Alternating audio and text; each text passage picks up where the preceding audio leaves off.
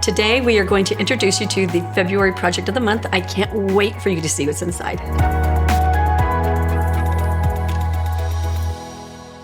All right, let's get it cracked open. This is a really great project of the month. Okay, what do we have in here? So we have our surfaces and we have stencils. One of the things I love about this program that we have is that it comes with this little booklet, and it's stuck on there with some sticky stuff. That sticky stuff just rubs right off, but it keeps it in place for shipping. Anyway, it has a booklet that gives you all kinds of examples and shows you exactly what you have inside your kit. Okay, and what I love about that is if you can keep these, then reference them later. If you're looking like, which one had those really cool greenery bits, you can go through your little books and just kind of go find your stencils that you want to use and remind yourself of what you have. So I think that's a really nice thing. So this is a spring project, of course, because you can't paint spring if you start in spring, right? You got to start a little bit before spring. And in our area, we're in Ohio. And if I'm talking like a gardener, it's zone 6A, 6B. I think we're B. But anyway, so our spring does start in March. So this is perfectly timed for you to be able to get your spring project painted and on your door, in your house, give a gift, all the things. So we have some cutie patooties here. This is a little garden gate. So the gate has etched lines so you can see where the details should be. It has holes for you to add a rope. It has a little sign for you to hang on your little garden gate. You've got rain boots and you've got cute embellishment stencils. And if you want to, you can make it a bunny project or a rain boot, or if you use the nanotape or command strips, you can take one off and put the other on and flip this guy over and make his message be another thing. So this can be two projects. You could also, if you wanted to, you could flip him over and paint the backside another color if you wanted like dark and light. Let's see what our stencils look like. We have an awesome coupon. Don't forget to use your coupons. This one is for money off of our dome brush set. So that's a really great coupon. I love these stencils so much this time. I say that every time, but I really do. I mean it. Stencils are just so amazing. The more I use them, the more I love them. Okay, so we've got some words that go with your sign. So we have a welcome word. We have a spring word. And we have an Easter word. So whatever your flavor is, or you can, flip it over to all of that, has some cute stickers. We got some shenanigans going on. Stenciling may lead to shenanigans. And spring is coming, little guys, and a little gnome Easter guy. So cute. So cute. Make sure you guys leave us a little comment about what you love the most about our of the month, project of the month kits. Okay, so I have a rain boot details stencil.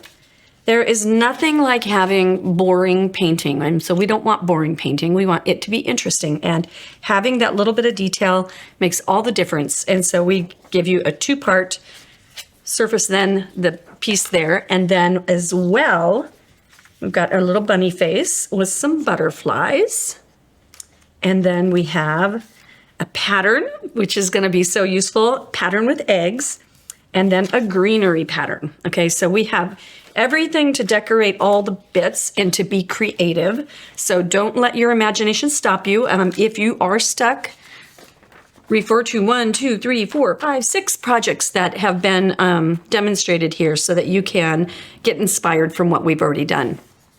And there's some cute things that have been done here. On this blue one, and if you've got it in your hands, you can take a look at it. We've done a background with our pattern, really tone on tone. So like maybe just a little teeny bit of white mixed in with it and to make it just a little lighter. And then we've taken the butterflies and made them a strong thing. So we've actually done pattern, then butterflies, and by using stronger colors, you can make it stand out from each other. We've also done the greenery bits in a tone-on-tone background on the brown, and then we've also got it decorated with the little flowers. So you can totally make this into individual little flowers on there, or you can use it as your pattern. And then we just different variations of colors and stuff, but it's so interesting. We've got some of this greenery on the sign, eggs across the cross support piece, the welcome sign at the bottom and not just at the top, or you can paint them directly on the actual fence pieces. So I love this little book. I think it's fantastic. Okay, so today I am going to move everything out of my way. When I'm using my foam brush, I always use it dry, unless I need a stain or some other like detail color. I'm not going to worry about those lines staying there. I'm going to just kind of fill them in. They're nice to have if you need them, but I don't need them, so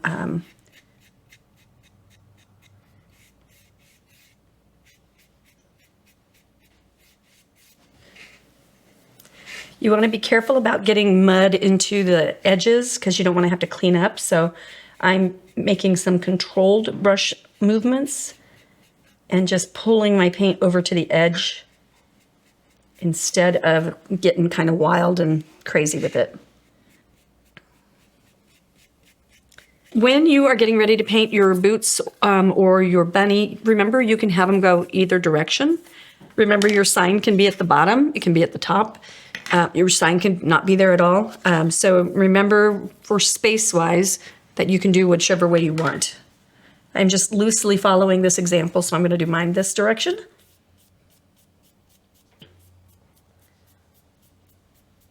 Okay, I have got my pink and my blue done. I'm uncertain if I'm going to use this or not, so I'm going to leave it alone for right now.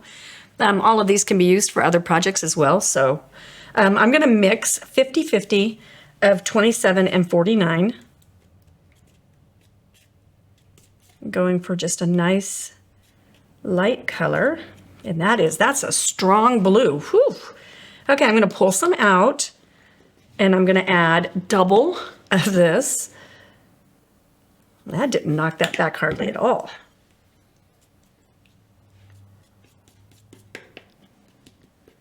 Okay, and now I want to pull out some more and do about equal.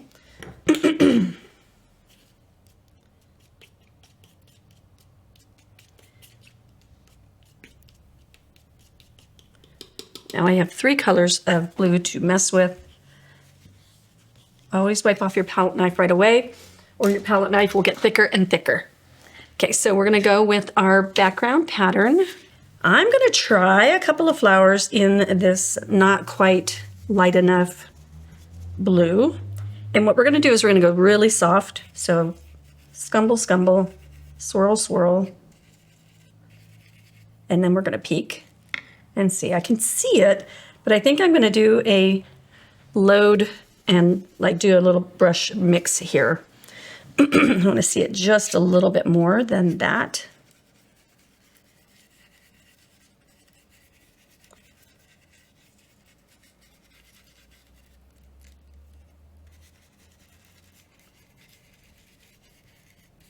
Let's take a look. Yeah, that looks good. So see how that's just faint and in the background, and then you can turn your stencil so that you don't get a really strong pattern. So load and offload. Because I'm scooping just a little bit more, I'll take a little bit more time to offload.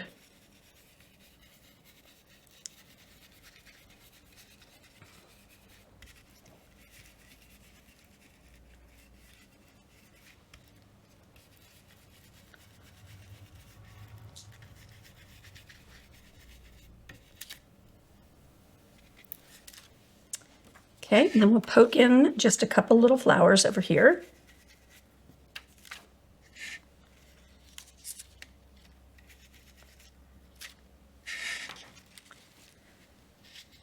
I don't want big flowers all lined up together, so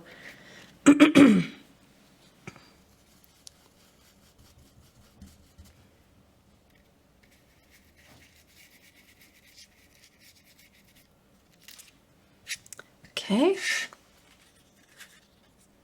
Go over here.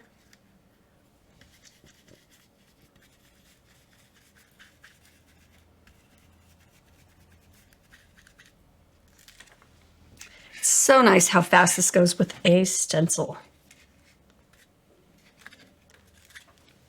Okay, now that one's finished, and now we pick up our little butterflies. Now our butterflies are going to be, wipe that off really well, a lighter color. So I'm going to use this brightest color that I did right here. And I'm going to neutralize my brush. So I'm going to wipe all the paint out. And then when I load it, this will be the lighter color. See how that's darker? Okay, so we see our boots are going to be somewhere around here. And now we need to fill this area with our little butterflies. I'm going to stipple to make them stronger. Make sure that you don't have everybody flying in the same direction.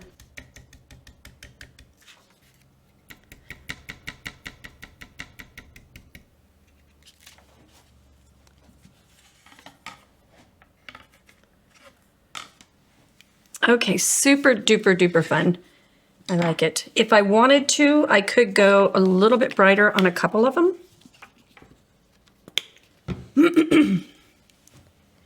So, layer over.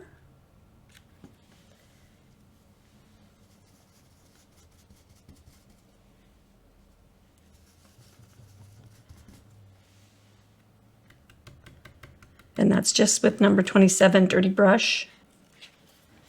So we just have a few of them be brighter.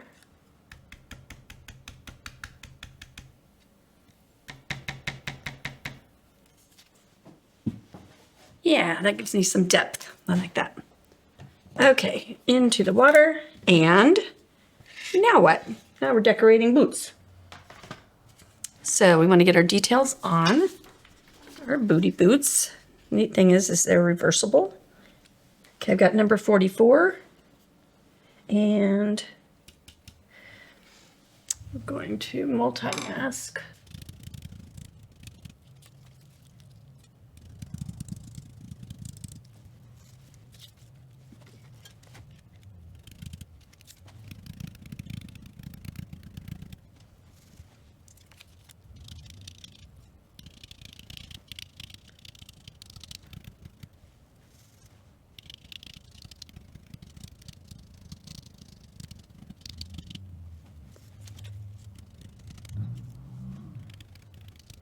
Get a little smaller brush and use our white, number 27.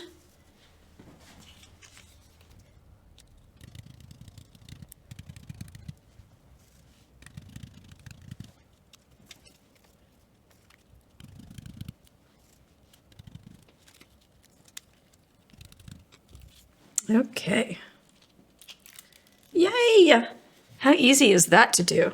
Let's see how this looks over here. Adorable. Adorbs. Now what are we doing? We are doing leaves on our boots, and we're doing those in a lighter pink color. So what we can do is we can just do a brush mix of the pink. Excuse me. And you got your leaves, and you can totally just be organic.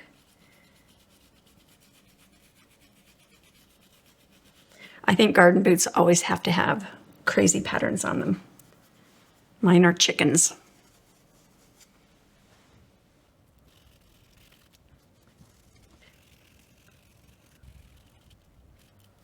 Okay. Ta-da. All right, super cute. I love it.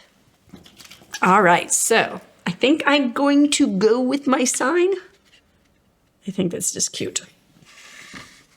And I think we have to say spring. I'm ready to garden. I'm really close to my pile of pink. So I'm hoping I can keep it mostly out of there. Okay, I chose number 8 with white.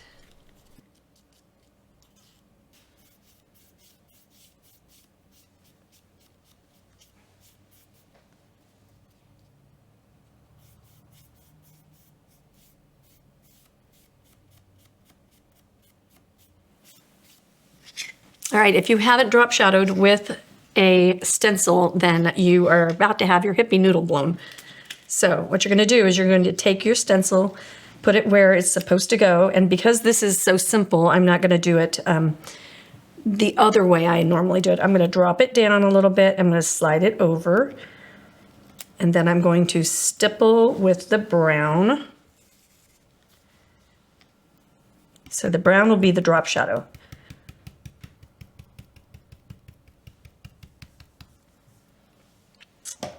Okay, and then we dry it, dry our stencil too, wipe it off, and now you put it on where it belongs, white paint.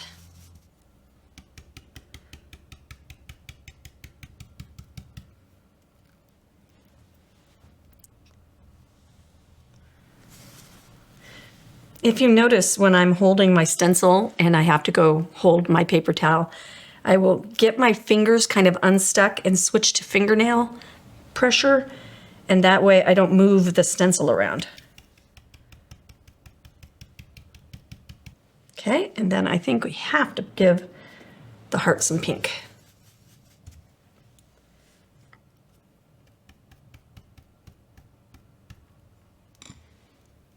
Okay, how cute. Ah! Okay, so when you are getting ready to decide how you're going to hang things, you can do string, wire, rope, you can make a bow, you could just use jute. We've got a video on how to organize your ribbon and your string and all of that so that you can easily find everything, all your choices. And so I'm going to go shopping on the ribbon rack, and that is made with a shoe, it's a shoe holder from, I think, Walmart.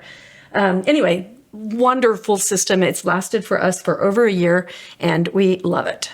All right, you know you're a professional crafter when you have one of these. Let's see if I can get this through these holes. One of the cute little tricks that you learn is the old tape trick. So you tightly tie the end.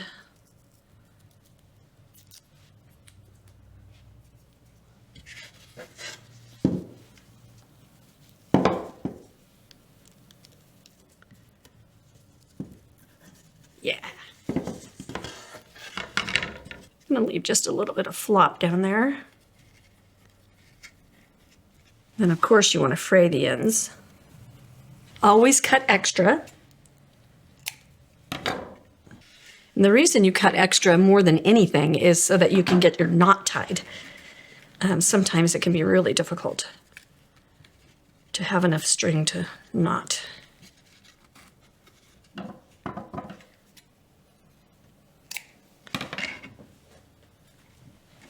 I made this one longer than this one, just on purpose. And if you wanted to, you could go in and give yourself some different lengths. Okay.